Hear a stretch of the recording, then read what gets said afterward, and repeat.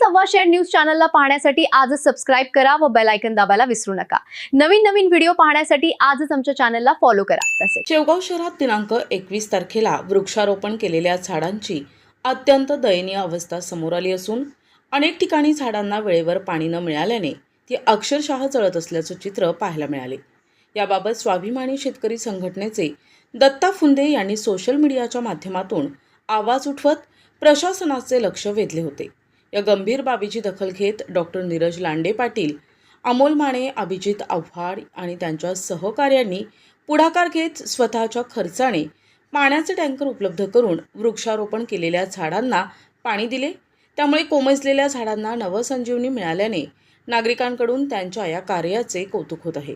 दरम्यान शेवगाव नगर परिषदेकडून लाखो रुपयांचा निधी खर्च करून वृक्षारोपण करण्यात आले, मात्र त्यानंतर झाडांची कोणतीही योग्य देखभाल करण्यात आली नसल्याचा आरोप नागरिकांकडून होत आहे। फक्त कागदोपत्री कामे दाखवून बिले काढायची आणि शासनाची दिशाभूल करायची का, असा संतप्त सवाल नागरिकांनी उपस्थित केलाय। एकीकडे शासन झाडे लावा, झाडे जगवा असा संदेश देत असताना दुसरीकडे प्रत्यक्षात लावलेल्या झाडांकडे दुर्लक्ष होत असल्याचे वास्तव समोर येत आहे। त्यामुळे संबंधित अधिकाऱ्यांवर कारवाई होणार का, याकडे आता शेवगावकरांचे लक्ष लागले आहे। यावेळी डॉक्टर नीरज लांडे पाटील, जगदीश धूत, दत्तात्रय फुंदे, अमोल माने, अभिजित आव्हाड, सुधीर आपटे सर तसेच स्टेट बँकेच्या शाखा अधिकारी उपस्थित होते। त्यांनी झाडांना पाणी देण्याच्या उपक्रमाचे कौतुक केले। तसेच फिरोज पठाण, संजय मेहर, सुरेश पाटील यांच्यासह अनेक नागरिकांनीही या उपक्रमात सहभाग नोंदविला। भविष्यात पाऊस पडल्यानंतर शहरातील दुभाजकावर सुशोभीकरण करून आकर्षक फुलझाडे नव्याने लावून शेवगावच्या सौंदर्यात भर घालण्याचा मानस डॉक्टर नीरज लांडे पाटील आणि त्यांच्या सहकाऱ्यांनी यावेळी व्यक्त केला आहे। शेवगाव नागरिक म्हणून याबाबत बोलत आहेत। या ठिकाणी आपण नगर परिषदेने जी झाडे लावली होती त्या झाडाच्या बाबतीमध्ये आजपर्यंत ते झाडे सगळे सुकून गेलेले आहेत, तरी त्या झाडांना पाणी मिळत नाही।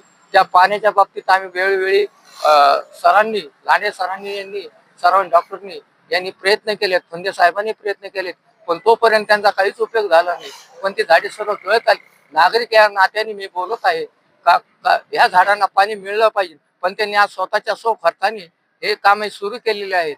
तरी त्यांचे जे कामे चाललेले आहेत ते योग्य रीतीने चाललेले आहेत, पण नगर परिषद त्याचा काही फायदा घेत नाही, त्यामुळे त्याची खंत वाटत आहे। वास्तविक पाहता या शहराला 16 दिवसाला पाणी आल्यानंतरही सहन करायची ताकद निर्माण झालेली आहे, परंतु या शहरामध्ये जे डिवायडरवर जे झाडं लावलेले आहेत यांचा काय दोष आहे का त्याला 3-3, 4-4 महिने झाले नगर परिषद त्यांच्याकडे लक्ष देत नाही। वास्तविक पाहता हे झाडं या शहराची शोभा वाढवत असताना त्यांना एक टँकर सुद्धा जर नगर परिषदेला देता येत नसेल तर ही शेवगाव शहरासाठी दुर्दैवाची बाब आहे। आम्ही ज्यावेळेस याचे मेसेज टाकला त्याच्यानंतर सामाजिक कार्यकर्ते डॉक्टर नीरज लांडे नगरसेवक यांनी स्वतःहून फोन केला की मी त्या ठिकाणी हे झाडं जर जळत असतील तर नगर परिषदेची वाट न पाहता मी स्वतः खर्च करायला तयार आहे आणि आपण उद्याच या ठिकाणी टँकरने या झाडाला पाणी देऊ आणि याच्यानंतर ते परत मरणार नाही याची काळजी घेऊ।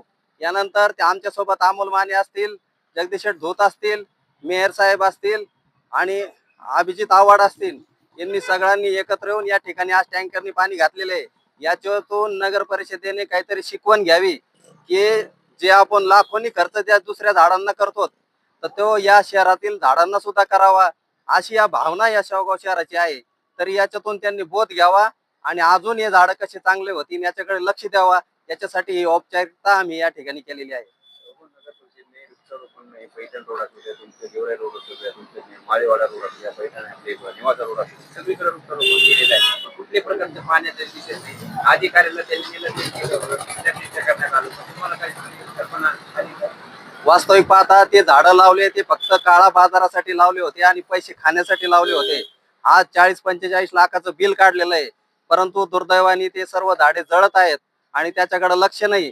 त्याच्यामुळे याची सुद्धा चौकशी झाली पाहिजे। पण दुसरा दुर्दैव असं आहे का एक टँकर सुद्धा जे आपले ज्याचं कमिशन नसल्यामुळे हे झाडं आज यांना एक टँकर सुद्धा मिळत नाही। ही शेवगाव शहरांची खरी म्हणजे खंत आहे।